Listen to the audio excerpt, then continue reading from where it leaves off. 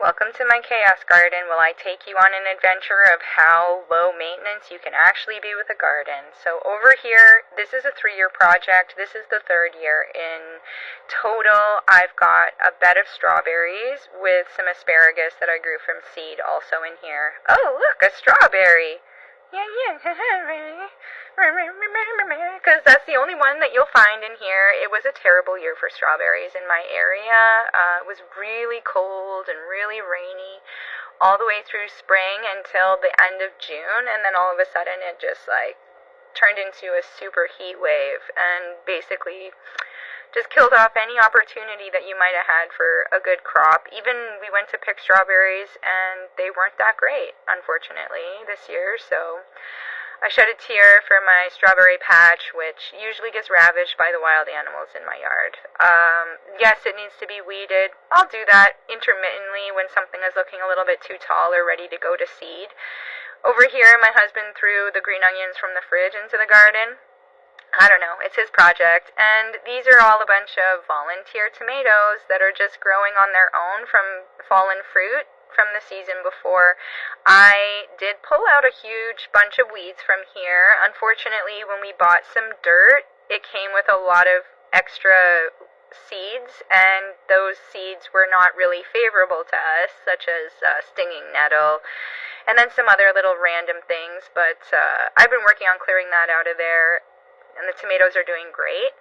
Over here, my husband put up a trellis for me, and we're trying to grow some butternut squash because that's I want to say maybe $5 a kilo in the store right now, and a good size butternut squash is probably going to be 1.5 to 2 kilos. So you're looking at $10 easy for one squash. It's really crazy how much things are costing right now, especially when they're winter vegetables. Canadian vegetables that are grown all over on farms in our province and in our country, and they're charging us so much for them. Squash used to be one of the cheapest foods because it had the longest shelf life. Now it's one of the most expensive. So on that side is squash, and on this side is some cucumbers. I'm really looking forward to some cucumber salad, I'm not gonna lie. I've also got a lot of dill growing around just on its own.